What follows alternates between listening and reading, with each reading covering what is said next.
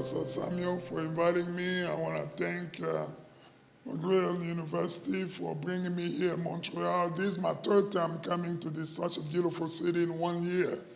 So I feel lucky and I feel very blessed to be here. Speaking to you folks today is great.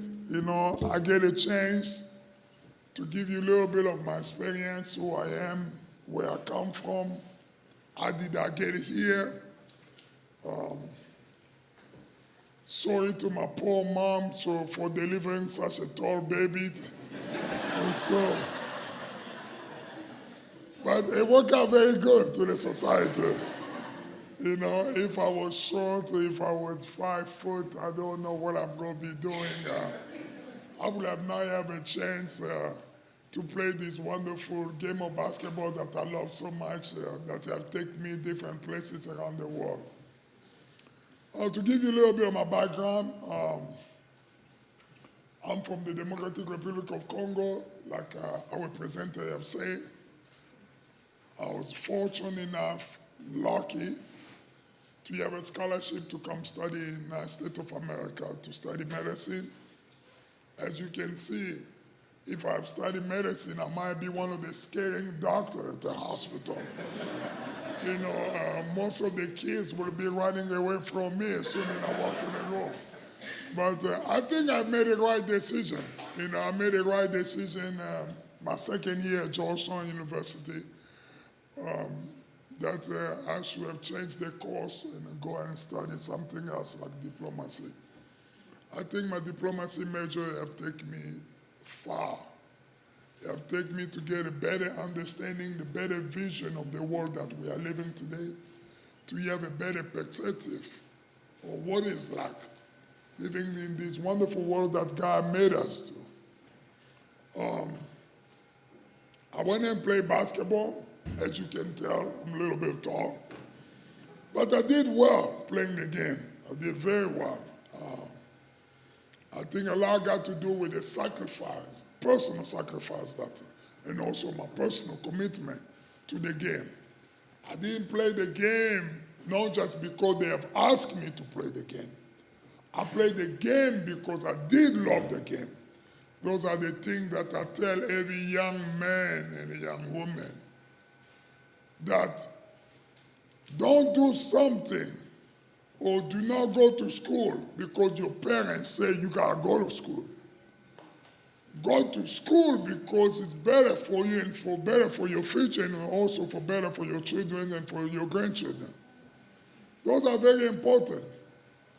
I didn't play the game because I was tall, because there's so many tall people, and some of them cannot even play this game. I played this game because I did love it.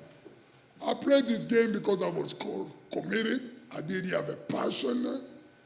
I did believe in it. I felt that I can gain something from it. It's like going to class. Let me go to class because one day I can graduate. One day I can get a good job. One day I can live a better life. Those are things very, very important. And the game took me as far as I've gone, almost 18 years. I went there, broke many records that you can say. And good news as I'm sharing with you today is that 3 days from now, the jersey of Mr. Mutombo, as I call myself, the son of Congo, will be raised for the second time in NBA Arena in the city of Denver.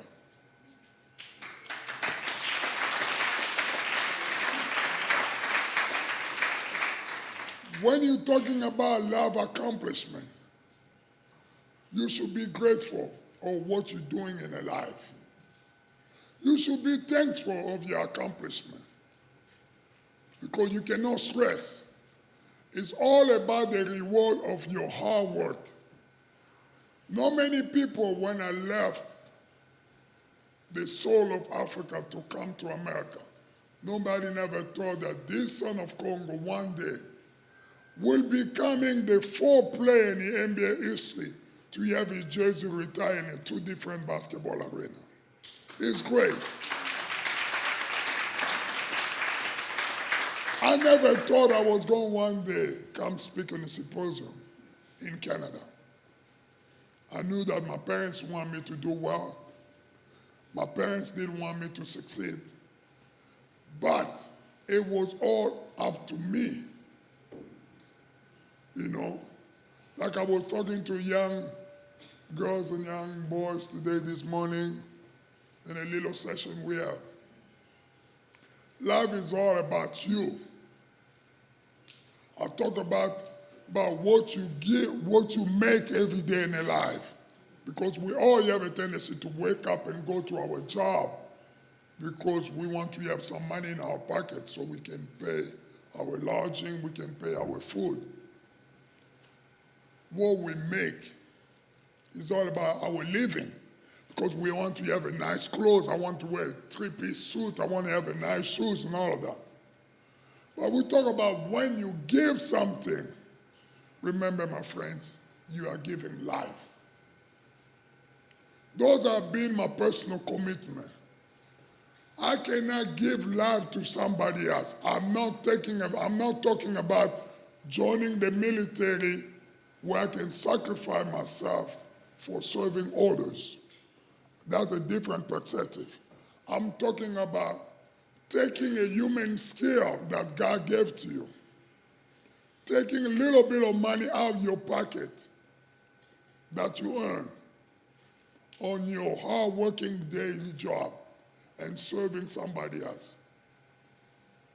Taking your knowledge as a medical doctor, as a physician, going to the third world country, going to the poor neighborhood, doing free surgery. Taking your time out of your busy schedule from your wife and your kids, as I'm doing this morning. Serving a Special Olympic, saying that I am going to help those who feel that they are being isolated from the world that we are living in. I'm going to help those who I think that are being left behind, that the world don't think about it. Because we all human beings. We all still living in this world that God created. No matter where you live, from South Africa all the way to the North Pole, we all still living in the same world that God given to us. What is your commitment? Where's your life? Where's you going to give life to? Who you going to give life to on a daily basis? Those are the questions that are being challenged to every human being that's living in this planet. This great professor in Botswana said that when there's a problem affecting one part of the society, it's of our responsibility. What is your responsibility? As you wake up every day at 6 o'clock in the morning, 7 o'clock, I don't know what time you wake up. Where's your responsibility that comes in a society? So many of you wake up every day still confused to know where's your responsibility in a society is. You never wonder the street that you walk every day, that you drive to. Who built it? Who got up in the morning, come sit there in the sun in the middle of the summer, paving that road? It was that responsibility. Whose man was the idea that this street should have gone straight, should have gone 10 miles before it turned left? It was somebody's responsibility. But the time you have to come in life also for you to start asking yourself, where's my commitment? What will be my difference? What will be my impact? I'm talking about me, the impact that your difference that you will make in the world, that those of us who will come behind, and our children and our grandchildren can look up, say, oh, I know who did that wall. I know who did this painting. How do you want to be remembered? Because we're all going to die. I don't know if they have told you that. We're all going to die. So don't think that you're not going to die. But you need to start thinking about what will be your impact in this world. Your impact should be, what are you doing for your children, for your wife, for your husband? for your mom, your auntie, your society? What is the impact you're having? It does not mean you have to go build a $30 million hospital like Mr. Mutombo did. That's not what I'm asking you in this room today. I'm just asking you, what will be your impact, your difference? Whose life will be touched? Have you ever wake up this morning, see an old man and old woman crossing the street, and you took a step forward? You say, I'm going to hold this woman, help him cross the street. Have you seen someone in a wheelchair or in a cane crossing the road, and these cars are coming, and you use your body as a human shield to make sure that every driver that's coming very fast in the road, slow down so that woman can cross? Have you done that? Have you asked yourself, where's my contribution? People are getting confused because you think that you live in your world, everybody else is isolated in their own world. My friends, we are living in globalization. Things are changing. It's no more about our race. It's not about our height. No, I don't live in that part of the area because the only people who are 7 foot who live there. No. We all can live in the same community, but mind the dog, just you have to be a little bit high, otherwise I'm going to be bumping my head every day. Our globalization is happening much faster. If you don't know, my friend, just go to Africa. There's about close to 3 million Chinese are living in Africa today. Whoever thought that in the last 15 years the Chinese will move to Africa much faster? It's called globalization. Whoever thought that more Chinese people will be marrying, having baby with African women? It's called globalization. Whoever thought now African people will be living in China, even marrying Chinese women? It's called globalization.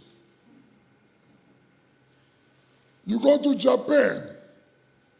You know what the aging population now in Japan is? Above 75. There's not many young people no more to take care of the future of Japan. The world is changing.